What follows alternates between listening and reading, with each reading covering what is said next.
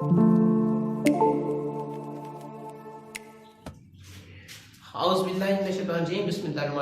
वालेकुम dear students, welcome to MS online academy. बच्चों, मैं आपका physics instructor Mohammad Saleem. 9th class का फिजिक्स का सेकंड चैप्टर हमने स्टार्ट किया हुआ है, काइनेमेटिक्स। और आज हमारा जो वेरी शॉर्ट और इम्पोर्टेंट क्वेश्चन है हमारे पास के स्केलर्स एंड वेक्टर्स।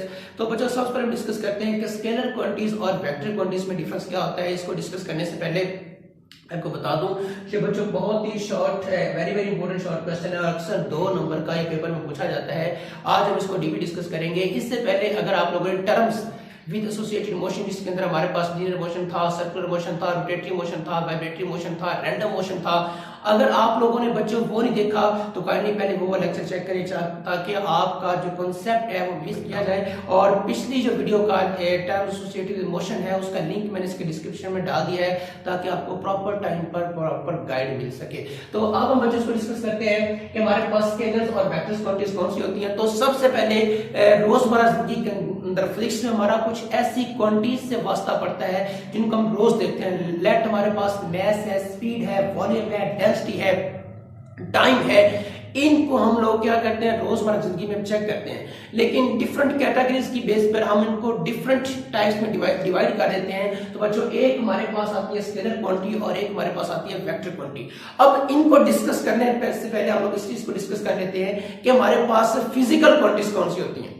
अब फिजिकल क्वांटिटीज और नॉन फिजिकल क्वांटिटीज में जो मेन है वो डिफरेंस क्या होता है। तो स्केलर क्वांटिटीज कौन सी होती हैं? The physical quantities having only just magnitude, ऐसी तबाही मिकदारें जिनको बयान करने के लिए सिर्फ और सिर्फ अद्दी कीमत की जरूरत होती है। अब सबसे पहले बच्चा हम इनको क्या करते हैं जी, डिफाइन करते हैं। हमारे पास स्केलर क्वांटिटीज कौन सी होती हैं? द फिजिकल क्वांटिटी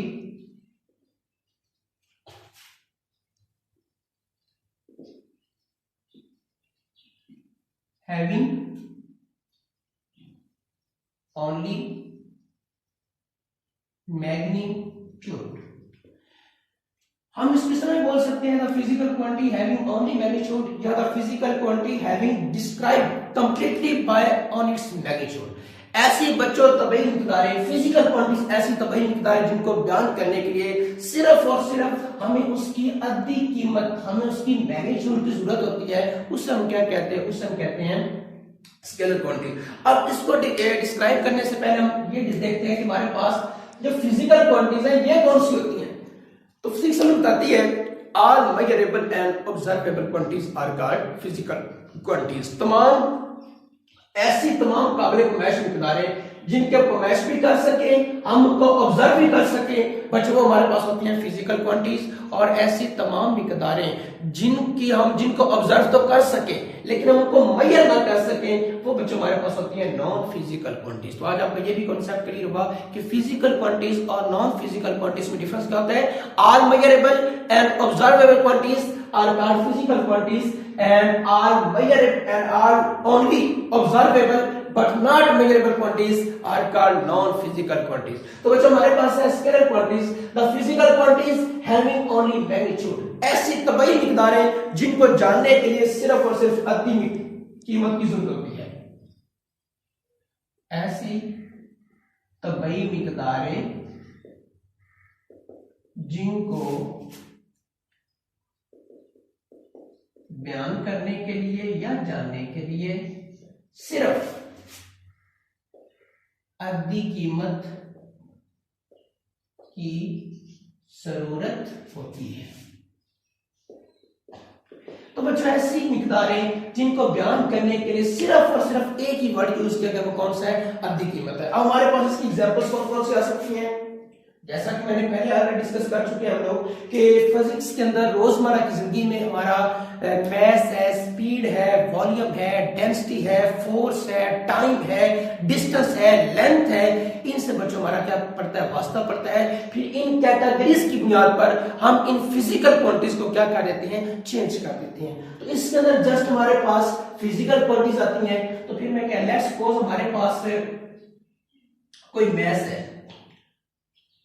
मैस है, ये बच्चों इसकी एग्जांपल है, और लेंथ है, ये बच्चों इसकी एग्जांपल है, और हमारे पास टाइम है, ये बच्चों इसकी ETC, ये बच्चों इसकी क्या सारी की सारी एग्जांपल्स है। अब एक शख्स कहता है कि मेरे पास कोई मैस है जिसका मैस कितना है जी, मैस उसका है जी 20 kg, कितना है जी 20 kg। कोई बॉडी है जिसका मैस कितना हमारे पास 20 kg, जस्ट मैस बताया गया और कुछ नहीं बताया गया। और ये जो फिगर है, ये जो 20 का बच्चों फिगर है, ये हमारे पास क्या है, ओनली मैग्नीट्यूड है बस। और कुछ बताइए, कहता है कि मेरे पास कोई एक चीज है जिसकी लेंथ कितनी है जी 40 मीटर, ठीक है। अब एक शख्स है वो कहता है कि मुझे आने में 40 सेकंड्स लगते हैं, ठीक है। अब ये जो आपके पास 40 मीटर है या हमारे पास डिस्टेंस है, ये हमारे पास या हमारे पास टाइम है बच्चों, ये हमारे पास सारे का सारा क्या है, ये हमारे पास होता है फिजिकल स्केलर क्वांटिटीज। कौन सी होती हैं, स्केलर क्वांटिटीज होती है, यानी कि इनके अंदर जस्ट ओनली मैग्नीट्यूड का कांसेप्ट यूज किया जाता है और इसके अंदर कुछ बयान नहीं किया जाता। तो ये बच्चों आपका शॉर्ट क्वेश्चन सॉल्व हुआ। नेक्स्ट इसका था वेक्टर क्वांटिटी। अब हम चलते हैं वेक्टर की तरफ और देखते हैं कि वेक्टर का स्केलर के लिहाज से डिफरेंस क्या है, हम इसको कैसे गेस करेंगे कि what is the difference between scalar quantities and vector quantities. तो बच्चों इसकी डेफिनेशन पे आते हैं।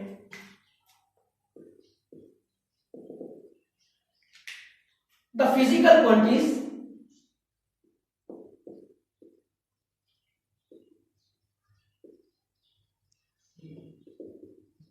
having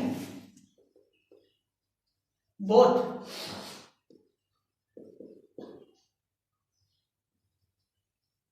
magnitude and direction. अब बच्चों यहां पे क्या है, the physical quantities having both, जिसके अंदर दोनों चीजें आती हैं। आधी कीमत तो आती है, वो तो हमारे पास स्केलर क्वांटिटी में भी आती है, लेकिन एक चीज के एडिशन हो कि हमारे पास डायरेक्शन है। ऐसी तबई मिकदारें जिनको जानने के लिए आधी कीमत के साथ साथ बच्चों उसकी सिमत का भी हमें तयन का पता हो, उसकी सिमत का अंदाजा लगाया जाता है, उसे हम कहते हैं वेक्टर क्वांटिटी। ऐसी तबई मिकदारें जिनको जानने के लिए अद्दी कीमत के साथ साथ सिमत का बताना भी जरूरी है, इन तमाम मिकदारों को वेक्टर मिकदार कहते हैं। वेक्टर मिकदार कहते हैं, ठीक है। ऐसी तमाम मिकदारें जिनको बयान करने के लिए, उनको कंप्लीटली डिस्क्राइब करने के लिए बच्चों हमारे पास मैग्नीट्यूड के साथ साथ उसकी डायरेक्शन का तयन भी होता है, तो उसे हम कहते हैं वेक्टर क्वांटिटी। अब ये हमारे पास कौन कौन सी हैं, लेट्स सपोज हमारे पास फोर्स है, ठीक है, हमारे पास वेलोसिटी है, हमारे पास मोमेंटम है।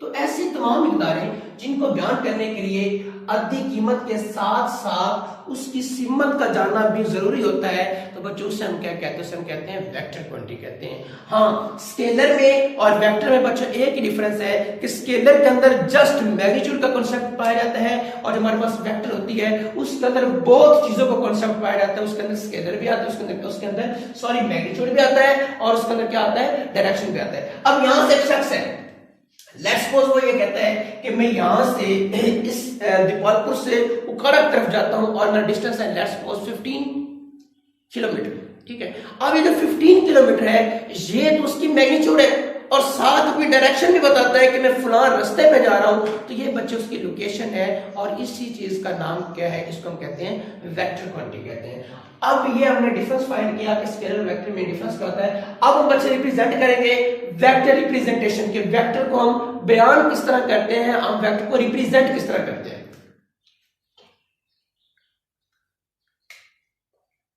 नेक्स्ट इसी का पार्ट है रिप्रेजेंटेशन।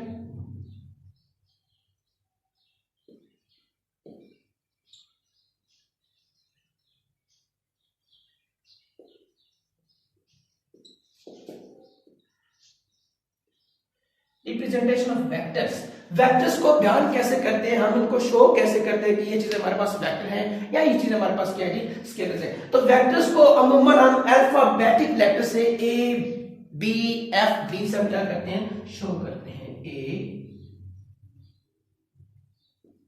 बी एफ और डी ETC, जिसको हम उर्दू में हरूफ ताजी कहते हैं और इंग्लिश में अल्फाबेटिक्स कहते हैं, हम इनको इससे क्या करते हैं, शो करते हैं। अच्छा, इनको शो करने के बाद इनकी खास पहचान क्या है, हम इसके ऊपर या तो बार लगा देते हैं या फिर बच्चों हम क्या करते हैं, एरो का साइन शो करते हैं। यानी कि या तो हम ये चीज लगाते हैं और या फिर हम क्या करते हैं, इनके ऊपर एरो का साइन शो करते हैं। अब ये जो एरो का साइन है, जिस तरफ इसकी डायरेक्शन है उसी तरफ बताता है कोई चीज चल रही है, उसकी डायरेक्शन है फला साइड पे। अब इसका क्या मतलब, लेट्स सपोज हमारे पास एक लाइन है, खत है, ये हमारे पास क्या है जी, ये हमारे पास है जी ए बी, ठीक है, ए बी हमारे पास एक खत है। अब यहाँ पे क्या है, ये कोई बी वेक्टर है, ये ऊपर मैं ये लाइन लगा देता हूं, ठीक है, और अगर ये लगा दूं, इसका क्या मतलब है, इसका मतलब है कोई एक लाइन है, खत है, जिसकी डायरेक्शन किस तरफ है, इस तरफ है, और ये जो आपका एरो का साइन है, ये बच्चों हमें डायरेक्शन बताता है। हाँ, इस खत की, इस लाइन की लेंथ कितनी है, ये जी 2 cm है, ये लेट्स सपोज 3 cm है, ये जो 2 या 3 का वर्ड है, ये हम इसकी मैग्नीट्यूड को जाहिर कर रहा है, और ये जो ऊपर एरो का साइन है या बार का साइन है, ये बच्चों इसकी डायरेक्शन को क्या कर रहा है, शो कर रहा है। तो ये हमारा मेन डिफरेंस था। मैं फिर रिपीट कर देता हूं, the physical quantities having just only magnitude that is called scalar quantities, ऐसी तमाम मिकदारें जिनको बयान करने के लिए सिर्फ और सिर्फ अद्दी कीमत की जरूरत होती है, बच्चों से हम कहते हैं स्केलर मिकदारें होती हैं, और ऐसी तमाम मिकदारें जिनको बयान करने के लिए अद्दी कीमत के साथ साथ उनकी सीमत का जानना भी जरूरी होता है, उससे हम कहते हैं वेक्टर मिकदारें। और नेक्स्ट हम इसी का पार्ट पढ़ा, रिप्रेजेंटेशन ऑफ वेक्टर, वेक्टर को बयान कैसे किया जाता है, हम इसको एक्सप्लेन कैसे करेंगे। तो इसको अमूमन बयान करने के हम अल्फाबेटिक लेटर्स लेते हैं, A B C D up to so on, और इनको इंडिकेट करने के लिए ऊपर इसके हम बार या एरो का क्या लगाते हैं, साइन लगाते हैं। बार या एरो ये क्या डिस्कस करते हैं, इस चीज को इंडिकेट करती है कि कोई साइड है, कोई डिस्टेंस है, कोई लाइन सेगमेंट है, कोई लाइन है, और उसकी लेंथ तो इतनी है, मगर जो एरो का साइन है ये बताता है कि इसकी डायरेक्शन है ये वाली है। तो उम्मीद करता हूं बच्चों आपको ये शॉर्ट क्वेश्चन स्केलर क्वांटिटीज और वेक्टर क्वांटिटीज का जो कॉन्सेप्ट था ये प्रॉपर समझ में आया होगा। तो बच्चों मजीद अगर आप लोग चाहते हैं कि प्रॉपर आपको गाइड मिले तो नेक्स्ट जो लेक्चर है हमारा इक्वेशंस ऑफ मोशन के ऊपर है, या फिर हमारे पास टर्म्स एसोसिएटेड मोशंस है, और प्रीवियस का कॉन्सेप्ट बच्चों नेक्स्ट के साथ मिलता है। तो कोई भी लेक्चर या वीडियो इसको मिस ना करें ताकि प्रॉपर टाइम पे आपके पास लेक्चर पहुंचता रहे। और अगर किसी पॉइंट की बच्चा आपको समझ ना आई हो, क्लियर ना हो, तो कमेंट सेक्शन में लाजमी कमेंट करें ताकि आपको प्रॉपर टाइम पे प्रॉपर आंसर मिले और आपको गाइड किया जा सके। ओके, अल्लाह हाफिज।